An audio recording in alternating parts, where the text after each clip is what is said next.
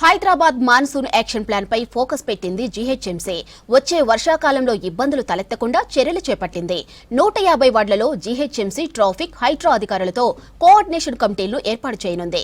ఇక భారీ వర్షాలు, వరదలు వచ్చినప్పుడు లాగింగ్ పాయింట్లను గుర్తించి ముందస్తుగా తీసుకోవాల్సిన చర్యలపై యాక్షన్ ప్లాన్ రెడీ చేస్తున్నారు అధికారులు.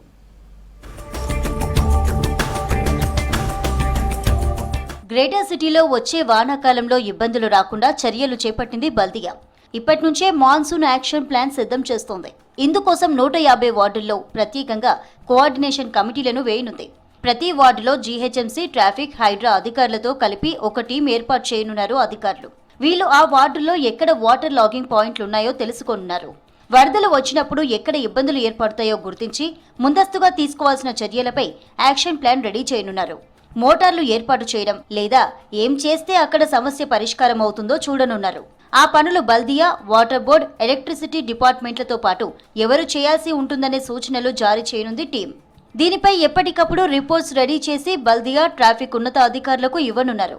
వాటర్ లాగింగ్ కి సంబంధించి సమస్య ఎక్కువగా ఉంటే అక్కడ వాటర్ హోల్డింగ్ స్ట్రక్చర్ల నిర్మాణానికి చర్యలు తీసుకోనున్నారు అధికారులు.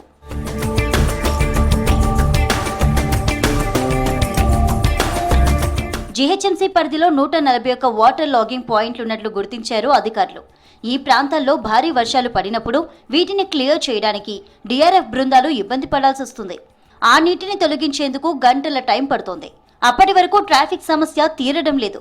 వర్షాకాలంలో కొన్ని లాగింగ్ పాయింట్ల దగ్గర పర్మనెంట్ గా మోటార్లు ఉంచిన రోజులు కూడా ఉన్నాయి.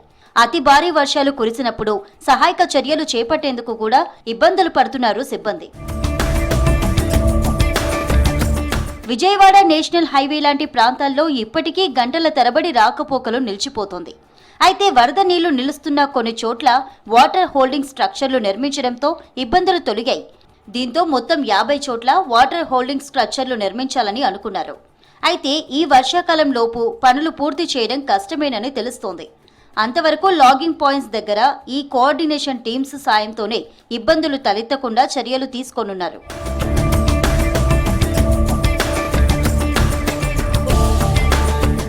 పంజాగుట్టలోని ఎన్ఎఫ్సిఎల్ ఫ్లైఓవర్, ధరంకరం రోడ్, బేగంపేటలోని యాక్సిస్ బ్యాంక్, రాణిగంజ్లోని Karbala Maidan, RP road, Karkhana road, KFC, RP road, Chitradurga, సైఫాబాద్లోని షాదాన్ కాలేజ్, అయోధ్య జంక్షన్, నాంపల్లిలోని పోలీస్ కంట్రోల్ రూమ్ జంక్షన్, సికింద్రాబాద్లోని రైల్ నిలయం జంక్షన్, ఆలుగడ్డ బావి, సుల్తాన్ బజార్లోని రంగమహల్, అఫ్జల్గంజ్ సెంట్రల్ లైబ్రరీ, మలక్పేట్లోని Akbar plaza, Malakpet Ganj, Chaderghat railway ROB, Banjara Hills లోని road number 12 command control centre, pension office signal, Jubilee Hills లోని రోడ్ నెంబర్ 36 క్రోమా స్టోర్ ప్రాంతాల్లో వాటర్ లాగింగ్ పాయింట్లు మేజర్ గా ఉన్నాయి. వర్షాలు కురిసిన ప్రతిసారి జీహెచ్ఎంసీకి సగానికి పైగా వాటర్ లాగింగ్ కోసమే కంప్లైంట్స్ వస్తున్నట్లు గుర్తించారు అధికారులు.